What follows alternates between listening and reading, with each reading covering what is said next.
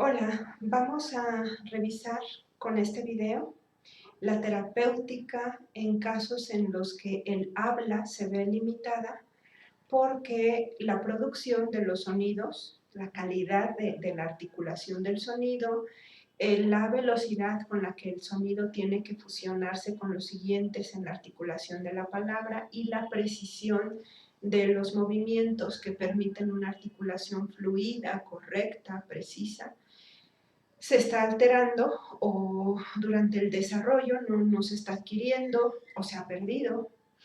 Entonces estamos hablando de alteraciones de tipo fonético. Más adelante vamos a mencionar las de tipo fonológico, pero en este video exclusivamente vamos a hablar de las alteraciones de tipo fonético. Y entonces hasta aquí vamos a hacer un resumen de todo lo que han visto en estas semanas. Ya hemos mencionado en algún otro video que la palabra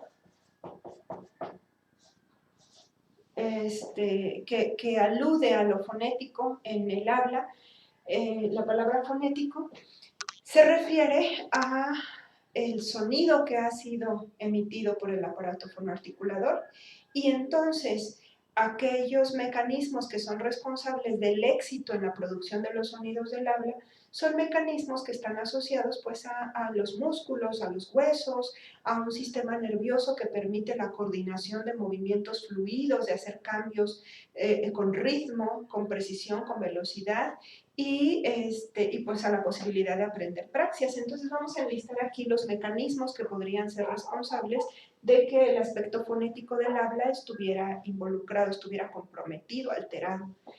En primer lugar, entonces vamos de lo muy básico que tiene que ver con el sistema miofuncional oral.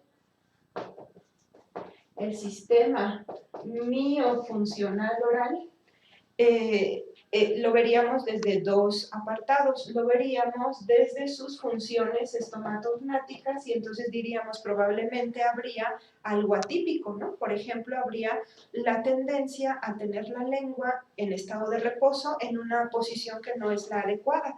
Si nosotros tenemos el hábito de respiración oral o tenemos el hábito de colocar la lengua detrás de los incisivos inferiores o entre los incisivos superiores e inferiores,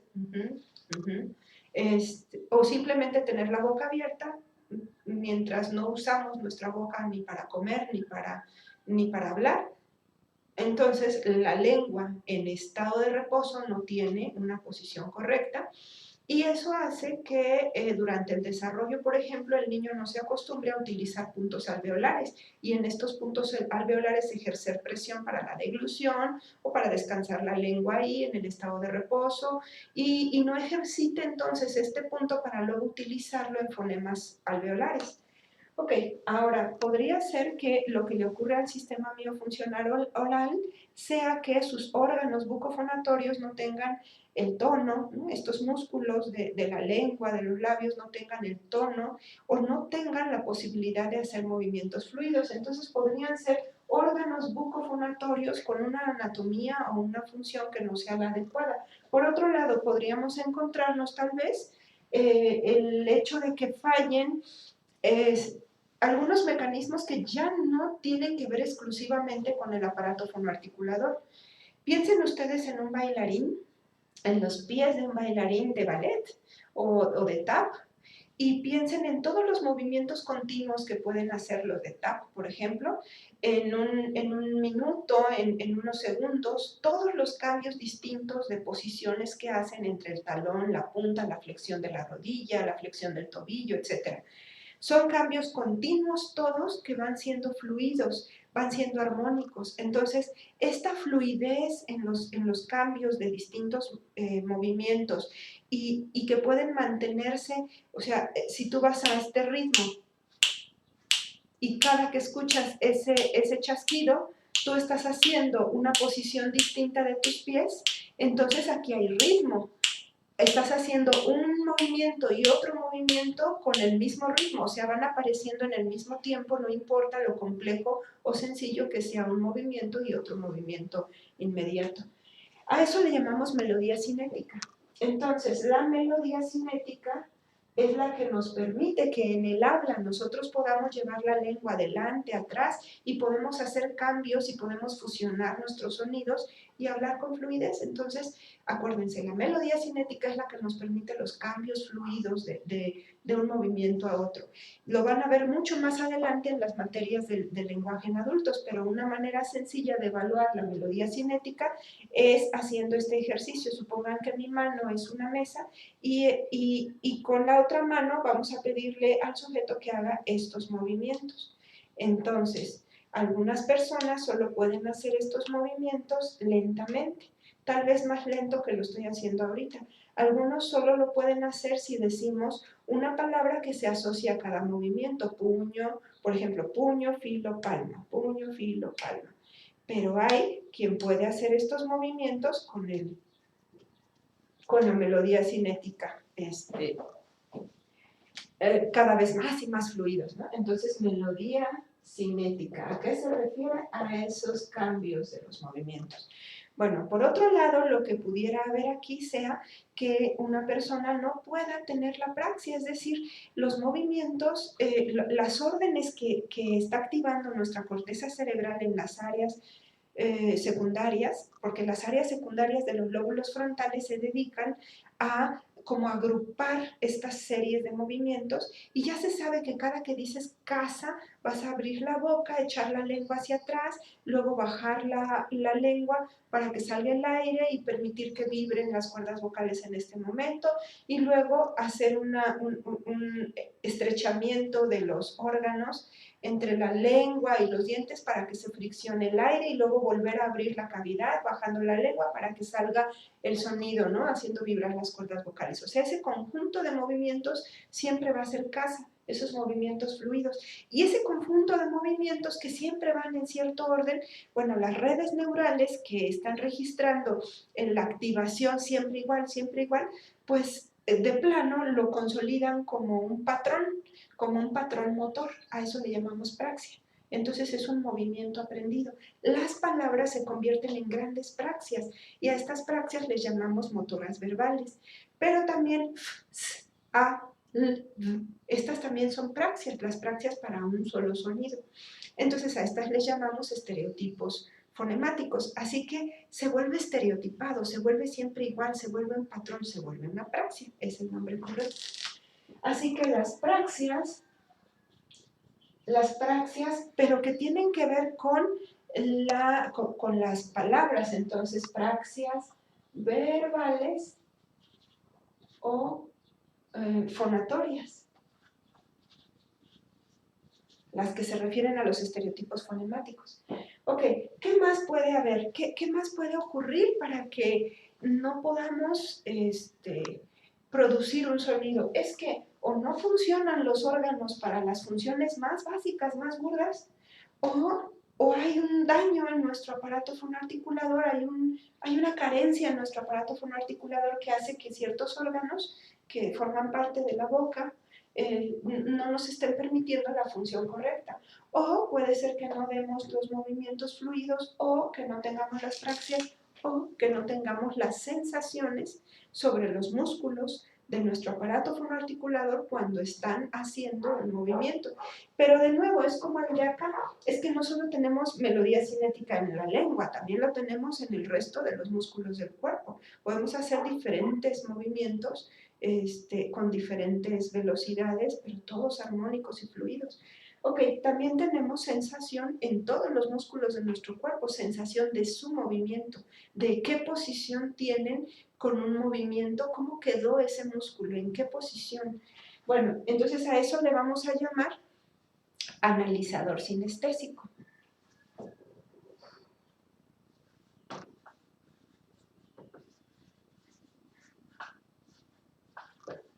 Este analizador sinestésico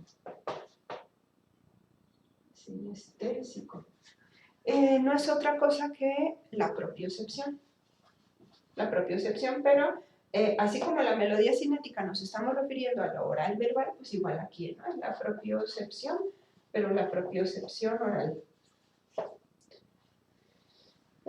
Bien, pues cualquiera de estos podría estar comprometido para que una persona pudiera no producir los sonidos.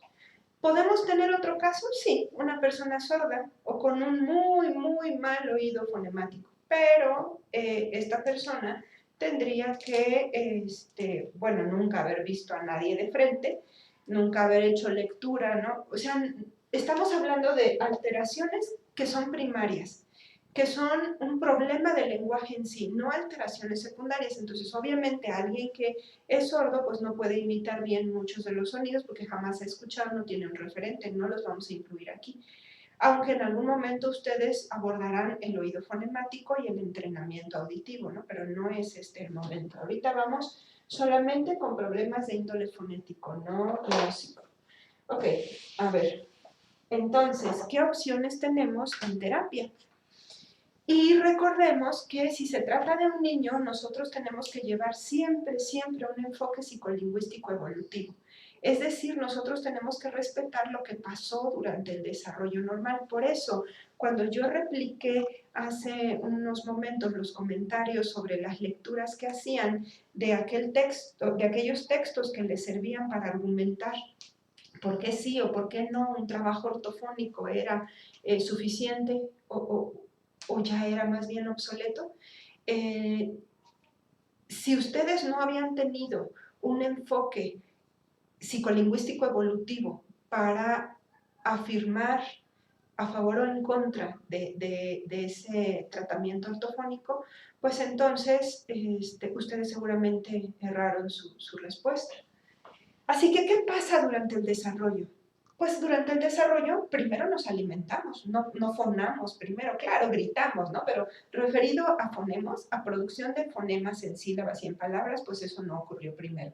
Nuestros primeros 6 meses estuvieron dedicados a ejercitar el aparato fonoarticulador en la alimentación. Por eso, tú tienes la obligación de descartar que esto esté involucrado en tu paciente. Y si está involucrado, bueno, esto sería lo primero que tendrías que empezar a abordar, porque la naturaleza es sabia, ¿no? Dios es sabio y las cosas se hicieron de una manera en la que se permite ir de menos a más construyendo una competencia. Entonces, este es el primer paso. Ahora, ¿cuáles técnicas o métodos están aquí incluidos?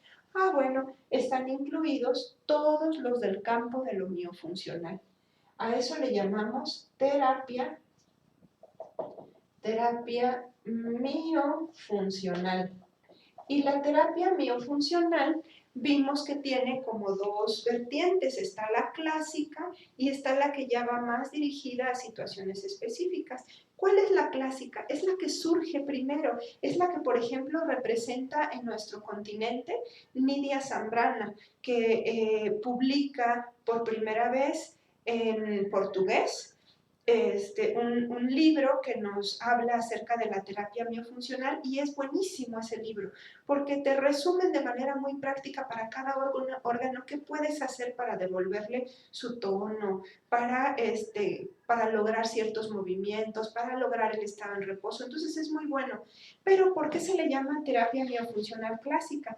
Pues porque esta terapia está basada en dar ciertas consignas y que la persona al escuchar esas consignas ejecute en ese momento lo que el terapeuta le está solicitando. Así que no tiene nada lúdico y es, bueno, es como una terapia física pero para la boca.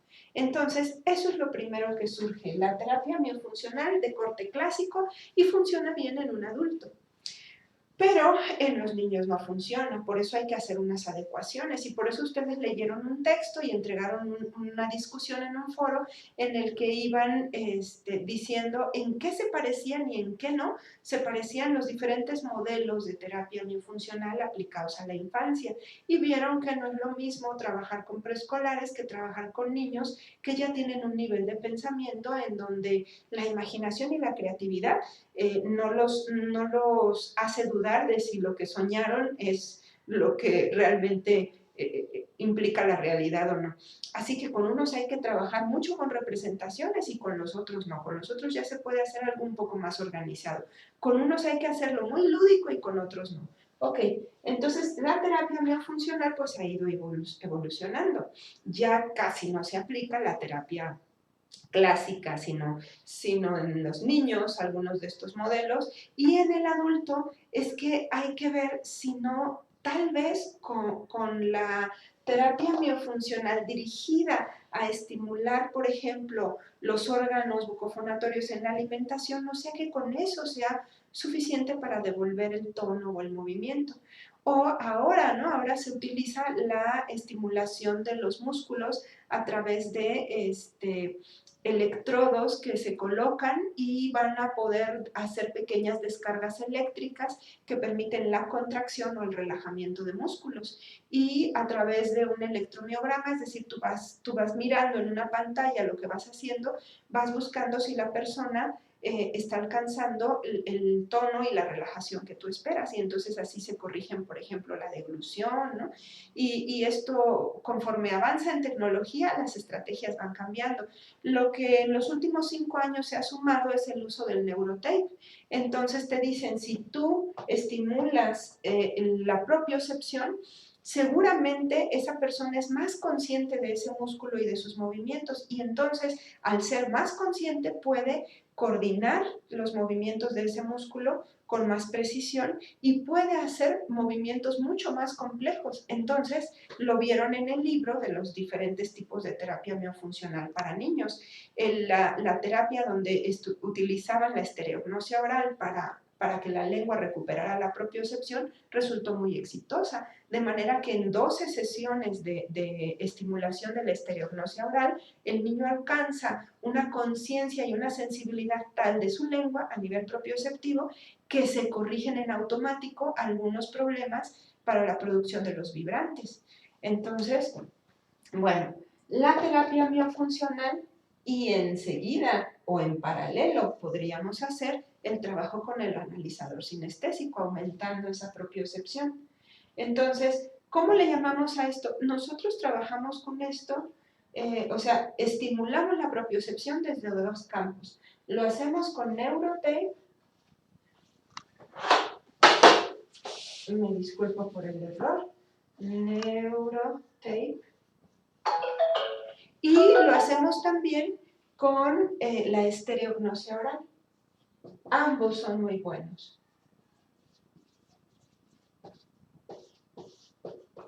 Solo que, por ejemplo, estamos estimulando la lengua para que haga movimientos posteriores correctos y para que deshabitúe la deglución atípica. Ok, entonces después de que en la terapia hemos ejercitado esa lengua, hemos mostrado, hemos tratado de corregir el hábito atípico, etc., colocamos entonces un tape, una cinta en una zona que está justo, digamos que el músculo está abajo y la piel está encima, ¿no? Entonces, encima de ese músculo, aquí estaría, ¿no? Una cinta encima de ese músculo que permita que ese músculo esté recibiendo una estimulación para relajarse o para tensarse, y con esa tensión que no le caracteriza en esa persona, o con ese relajamiento que no es un relajamiento que le caracterice a ese músculo en esa persona, cuando esa persona usa ese músculo es más consciente de él porque le estás aumentando la propiocepción de esa manera como secundaria. Y entonces, al estar usando ese músculo y estar tomando conciencia de él, está registrando aquí su dimensión, su volumen, los tipos de movimientos, y está aumentando pues la propiocepción, y de esa manera te ayudas porque le sirve el tiempo que está en casa para hacer ejercicio de propiocepción oral. Entonces, por ejemplo, bueno, pero le pongo este tape aquí y luego tiene que comer, pero ojalá coma algo diferente o de una manera diferente a la que normalmente come. Entonces esta persona casi nunca mastica chicle. Bueno, ahora le vamos a pedir que mastique chicle para que ese movimiento que no es el común de todos los días sea un movimiento terapéutico. Entonces, imaginémonos que succión, ok, va a succionar, pero va a succionar en un popote diferente, porque si es que acostumbra a succionar todos los días porque se compra una lechita de bote, ¿no? De Tetra Pak, o se compra agua en bolsa y con su popote, Bueno, pues no nos sirve eso como estimulación de succión, sino le conseguimos un popote diferente, de manera que la succión tenga una pequeña variante y entonces en casa con ese tape que le vamos a colocar y ese nuevo movimiento en la alimentación sea suficiente para que como que haga terapia en casa. Así que el tape se utiliza después de la terapia miofuncional y para reforzar lo que estamos haciendo en consulta. Y la estereognosia oral, ¿no? Son así las figuritas que se ponen, ¿no? En la boca y que la persona tiene que identificar si eso no es. Al inicio basta con meter una sola y poner otras para que él diga lo que yo tengo en la boca es tal. Y luego cuando va mejorando, pues metes 2 figuras. No son las figuras de la evaluación. Tú metes muchas más figuras para que la persona vaya contrastando. Al inicio muy diferentes, ¿no? Le metes una estrella y acá le pones un círculo, acá le pones un óvalo, un aro y una estrella. Entonces, evidentemente, la estrella acá es la estrella de acá. Pero ya luego lo vas haciendo cada vez más parecido, hasta que acá abajo hay un rombo, hay un pentágono, hay una estrella y una cruz, y le meto la estrella y a ver con cuál sí o no confunde. A ver si reconoce. Ok. Bueno, entonces estos serían los primeros pasos y estas son las técnicas que tenemos para ello. Pero luego en algún momento tenemos que volver esto una praxia. El analizador sinestésico da como efecto secundario, acuérdense de esto, como efecto secundario, que tú puedas hacer movimientos fluidos y armónicos, porque te da velocidad, precisión, coordinación y fineza en los movimientos. Entonces, este es un efecto secundario de este, pero este no surge cuando tú haces corrección de funciones estomatognáticas, sino hay que dar una terapia en particular que acompañe, que sea en paralelo con esta. O inmediatamente después de que la terminas en consulta, la dejas en casa. Pero no hasta que acabas una, te inicias con la otra, no. Estas son refuerzo una de la otra. Pero esta va a impactar en esta. Entonces le vamos a poner en el número 3, pero ¿por qué no hay terapia? Porque es el efecto secundario natural. Pero ahora vamos a tener el tema de las praxias. Es que no solo basta que esta persona, vamos a borrar todo esto para que me quede a mí espacio para escribir, no basta que esta persona ya tenga un control de su aparato fonoarticulador. Miren, ha dicho tantas veces perro como pelo, ha dicho tantas veces doctor como doctor, o doctor, que ahora tiene una praxis incorrecta y entonces hay que formarle nuevas praxias y hay que deshabituar, hay que desbloquear las praxias que son incorrectas. Entonces son 2 puntos de vista muy distintos. ¿Cómo podemos formar praxias? Pues para eso tenemos la ortofonía. La ortofonía solamente se va a iniciar cuando ya esté esto, cuando ya esté esto, cuando ya esté esto, y a veces no se necesita, como lo vimos en el caso de los vibrantes. A veces no se necesita, pero a veces sí, porque ha avanzado tanto en el desarrollo que ya hay praxias que son incorrectas y entonces hay que desbloquearlas.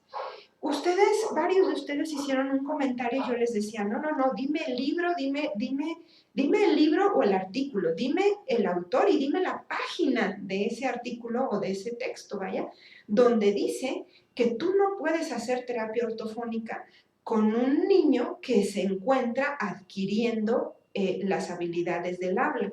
Y yo les decía a algunos de ustedes, oye, las habilidades del habla comienzan a los 10 meses de edad y culminan a los 4 años. Entonces, durante todo ese periodo tú estás en adquisición de habilidades.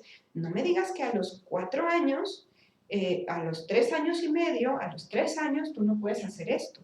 Claro que lo puedes hacer con los enfoques, con los enfoques lúdicos correspondientes. No lo vas a hacer con una terapia tradicional, donde el niño se tiene que sentar, mirar en el espejo y no, le tienes que dar el toque lúdico, le tienes que adecuar, pero al fin y al cabo es ortofonía, es decir, tú tienes que corregir punto y modo de articulación o hacer adquirir un punto y modo de articulación. Entonces, va de nuevo, a veces como efecto secundario ocurrirá, a veces no, depende de las características de ese cerebrito. Bueno, entonces la ortofonía es que se adquiera el correcto punto y modo de articulación y se vuelva una praxia. Y hay dos tipos de praxias, verbales y fonatorias, ¿no? Y las praxias del fonema. Bueno, entonces, ¿qué se necesita? Pues que la persona ensaye, porque los músculos, miren, los músculos siempre van a lograr adquirir un mejor tono, un mejor movimiento y siempre, siempre nuestro cerebro va a lograr automatizarlo, o sea, crear una praxia, siempre. Por eso ustedes ven ancianos de 80 años que deciden meterse al gimnasio y se vuelven fisicoculturistas. Claro que se puede. Por eso ustedes ven una persona que tuvo una lesión, ¿no? Un accidente automovilístico, le fue fatal, lastimó su columna, etc. Y luego está en rehabilitación física y vuelve a aprender a caminar. Pero es que tiene 50 años. Pues sí, pero son músculos. Y siempre que haya axones que hayan quedado, aunque sea poquitos, pero que hayan quedado conservados, siempre habrá esperanza. Porque nada más se trata de ejercitar, ejercitar, ejercitar. Es un músculo. Entonces, la ortofonía siempre va a tener éxito mientras que estén los mecanismos que se necesitan para que entonces la persona adquiera. Pero hay ocasiones en las que los niños tienen una especie de dispraxia o apraxia, o sea, su problema no está acá, su problema está en las áreas secundarias. Ese cerebro no logra hacer praxias correctas ni para la alimentación y mucho menos para la articulación, porque estas son praxias gruesas y estas son praxias finas. Entonces, bueno, tú logras con esta terapia miofuncional hacer las praxias para la deglución, masticación, succión, etc. Y luego te tienes que continuar acá. Entonces, ¿cómo se logra? A través de varias entradas para que el cerebro registre qué es lo que está pasando. Entonces, a través de la percepción de ese sonido, ahí viene el entrenamiento auditivo, por ejemplo, a través de la visualización de la praxia de ese sonido. Y entonces ahí utilizamos los articulemas. Hay articulemas y kinemas. ¿Qué es un articulema? Es un dibujo que aparece en una hoja, por ejemplo, tamaño carta, donde viene un niño, generalmente es un niño representado, hasta ahí, y con su mano, por ejemplo, esta mano va a ser un puño, y luego enseguida, qué feo me salió esto. Esto es que no puede tener doble codo. Bueno, esta mano hace, por ejemplo, para el fonema P, hace así y luego P, P. Entonces, en el mismo dibujo aparece primero así y luego una mano que hace así. Y entonces al niño le enseña que hay dos momentos para hacer la oclusión sorda de P, ¿no? El momento donde los labios se unen, que es el puño cerrado, y el momento donde los labios se separan para dejar salir el aire con esa presión, ¿no? Entonces, P, P. Ok, ese es un articulema donde está el niño ahí con sus labios unidos y hace el movimiento. Pero lo que nosotros necesitamos a nivel de ortofonía no es un articulema. Lo que nosotros necesitamos es un kinema. Es un kinema. Como la propuesta sale mucho en Latinoamérica, la propuesta sale mucho de lo que hace Brasil, entonces le llamaron también boquina. Creo que así lo escriben. No estoy tan segura. Entonces, es una fotografía de la boca haciendo el fonema con una articulación muy precisa, muy exagerada, porque yo no digo casa, ¿no? Yo digo casa, o sea, casi ni se nota. Yo no digo, por ejemplo, de las sillas, ¿no? Pata. No digo pata, ¿no? Yo hago pata. Casi no alcanzas a notar, pero en los kinemas yo haría foto, a, yo tendría que congelar ahí el momento en el que se está haciendo el punto y modo de articulación de ese fonema. Bien, entonces, esto que es la boca, por ejemplo, en A, ¿no? En A aparecería los labios separados, los dientes por acá y por acá, y la lengua se vería como deja que la campanilla, ¿no? O la úvula por ahí se note. Entonces es la boquina, ya se los mostraré después en imagen. Bien, entonces nosotros podemos utilizar las boquinas para ir mostrando el punto y modo de articulación, el espejo y etcétera, ¿no? Y entonces enseñamos posiciones que son muy parecidas, muy cercanas a la de la producción del sonido y luego hacemos que adquiera el fonema, que lo fusione con vocales para que haga sílabas y luego estas sílabas las fusione para que haga palabras. Y finalmente, bueno, generalice el uso. Generalice el uso, no siempre ocurre. Entonces, la ortofonía con o sin apoyo de vías auditivas, más vías auditivas, el entrenamiento, el adiestramiento más bien. Entrenamiento auditivo, adiestramiento auditivo, entrenamiento. Es el entrenamiento auditivo. O más la vía visual. Y quedamos que es el kinema. Ok, pero luego muchas veces vas a tener este caso. Resulta que en tu sesión ya el niño hace rrr, y ya hace ra, re, ri, ro, ru, ar, er, ir, or, ur, arra, r, irri, orro, urru, ¿no? Ya todo está muy bien, bra, bre, bri, bro, bru, fra, bre, bri, bro, bru, ya lo hace muy bien con todos.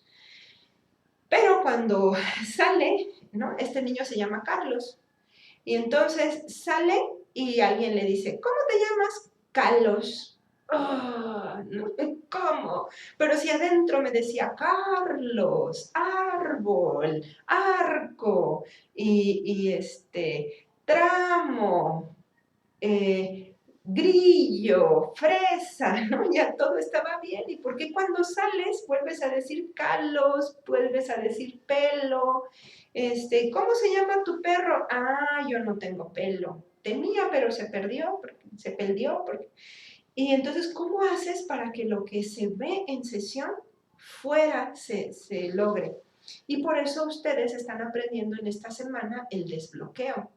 Este desbloqueo no aparece en ningún texto, sino es resultado de la experiencia que he tenido con los niños y veo cómo la conciencia fonológica tiene que lograr que ese niño entienda que ese sonido en esa palabra tiene un valor. Y que si tú no respetas las cualidades fonológicas los rasgos fonológicos de ese sonido, entonces tú puedes quitar el significado o puedes cambiar el significado. Y entonces diríamos, en esto de las praxias habría un paso 1 y un paso 2. El paso 1 es esto, que a veces se tiene que hacer y a veces no, porque acuérdense que como resultado de esto a veces adquieren puntos y modos de articulación de forma espontánea, sobre todo si se encuentran en una fase de adquisición. Por eso yo decía, ¿cómo que no durante la fase de adquisición? Al contrario, durante el momento justo en el que tiene que aprender la habilidad es cuando tú mejor puedes intervenir. O sea, hacer un trabajo después de es un trabajo correctivo, pero hacer un trabajo en el momento en el que la habilidad se está adquiriendo es un trabajo preventivo.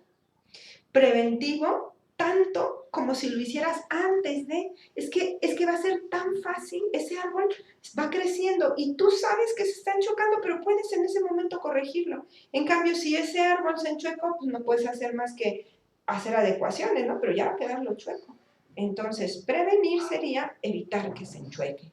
Y lo puedes evitar en el momento o antes de ese momento. Ok, entonces, el segundo momento será el desbloqueo.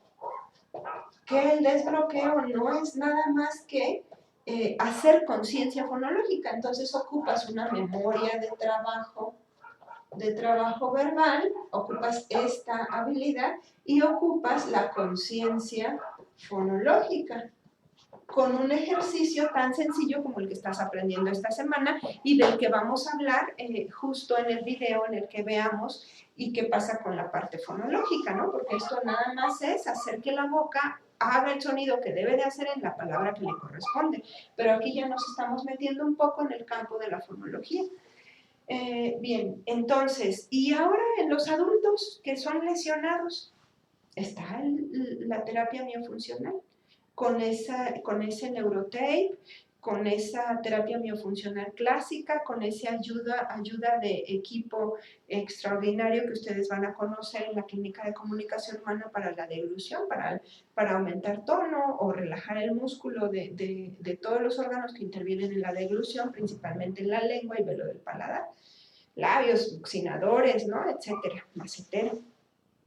Hay tantas técnicas, pero son las mismas, solamente que tú las adecuas para la edad y las características sociales, culturales de tu paciente, ¿no? Pues no sé, en algunos lugares algunos alimentos. Por ejemplo, hay unas culturas donde andan masticando todo el tiempo un pedazo de carne que es muy duro y lo están mastique, mastique, mastique, mastique, mastique, hasta que finalmente logran deshacerlo todo y tragárselo. Nosotros no tenemos esa costumbre, nuestro chicle es chicle, no es carne seca y dura. Hay quien está mascando más bien una hojita tipo de tabaco, ¿no? Porque están en tan malas condiciones de nutrición, de alimentación, que eso es lo único que les mantiene un estado de alerta suficientemente bueno. Entonces, bueno, con él en los adultos que están masticando ese tipo de tabaco, por ejemplo, pues se pueden hacer cosas miofuncionales. Nos adecuamos, nos adaptamos al contexto, a la edad, a las características de cada paciente. Entonces, esto es lo que llevan ustedes de su asignatura de habla y voz en el campo de lo fonético. En otro video vemos lo fonológico.